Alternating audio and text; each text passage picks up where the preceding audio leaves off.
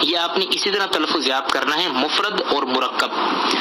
لفظ مفرد آپ جانتے ہیں فرد سے نکلا ہے، یعنی ایک، دو نہیں ہوگا، تین نہیں ہوگا، یہ فرد ہوگا، یعنی فرد واحد ہوگا، تو اس کو لفظ مفرد کہا جاتا ہے۔ یہاں پر تعریف کیا لکھی ذرا ملاحظہ فرمائیے، مفرد وہ اکیلا لفظ ہے جو ایک ہی معنی کو ظاہر کرے۔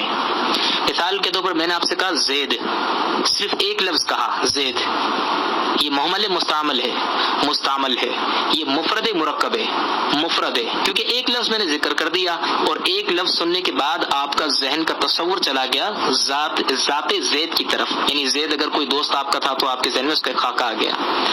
نمبر 2 کتابن، جیسے میں نے آپ سے کہا کتاب، اب یہ اکیلا لفظ ہے، زید تو کوما لگا نا بیچ میں، زید ہٹا دیں، قائم ہٹا دیں، صرف کتاب کو دیکھیے، یہ مفرد ہے، ایک لفظ ہے، ایک معنی کو ظاہر کر رہی ہے۔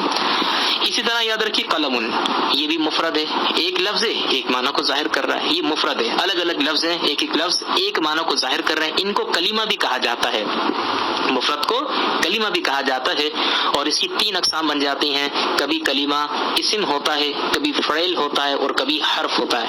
انشاءاللہ ان تینوں کی وضاحت اگلے ٹاپک کے اندر آئے گی، ہمارا ٹاپک اگلا جو ہوگا وہ اسم فعل حرف کا ہی ہوگا۔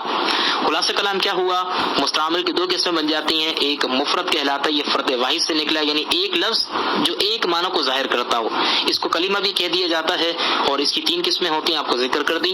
دوسری قسم ہے لفظ مرکب، 2 یا 2 سے زائد کلمات کو یا کلمات کا مجموعہ مرکب کہلاتا ہے۔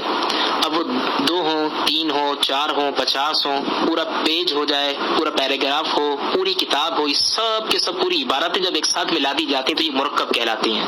جیسے مثال کے طور پر زید قائم پہ غور کیجئے، یہ اب ایک لفظ نہیں ہے، اب یہ 2 ہو گئے، یہ 2 الفاظ 2 باتوں کو ظاہر کر رہے ہیں۔ زید قائم، زید کھڑا ہے، یہ پورا سینٹینس بن گیا ایک، یہ زید کتاب قلم، ان تینوں کے بارے میں ذرا غور کیجئے کہ تینوں کے درمیان کوما لگا ہوا تھا، وہ مفرد تھے، یہ پورا مرکب ہے، اس کو کہا جاتا ہے مرکب۔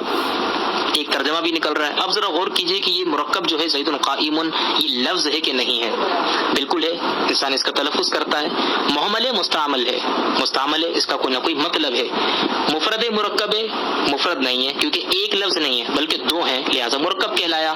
اسی طرح کتاب اللہ کی موجود، اللہ کی کتاب موجود ہے، یہ محمل مستعمل ہے، مفرد مرکب ہے، باقاعدہ اس کا ترجمہ بھی کیا جا رہا ہے، اور یہ ایک نہیں بلکہ 2 یا 2 سے زائد الفاظ پہ دلالت کر رہا ہے، اور وہ ہیں 3 افراد، یعنی 3 الفاظ یہاں پر موجود ہیں۔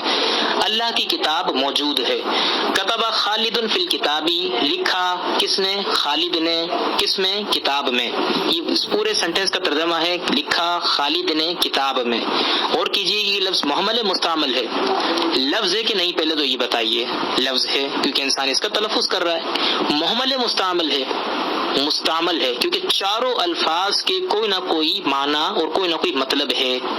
مثلا کتبہ، لکھا اس نے، خالد ایک ذات ہے خالد کی جو لکھنے والی ہے، فی کا مطلب میں، کتاب کا مطلب کتاب، اب چاروں الفاظ کے معنی ہیں، لہٰذا یہ لفظ مستعمل ہوا۔ اب اس کی 2 قسمیں تھی آگے، مفرد اور مرکب، یہ کون سی قسم ہے؟ مرکب ہے کیونکہ یہاں پر 4 الفاظ ہیں۔ اب انشاءاللہ مزید ہمارا جو ٹاپک ہوگا اگلا وہ ہوگا اسم، فعل اور حرف وغیرہ، وہ انشاءاللہ اس میں اگلی ریکارڈنگ میں آپ کو اس کا ذکر کیا جائے گا۔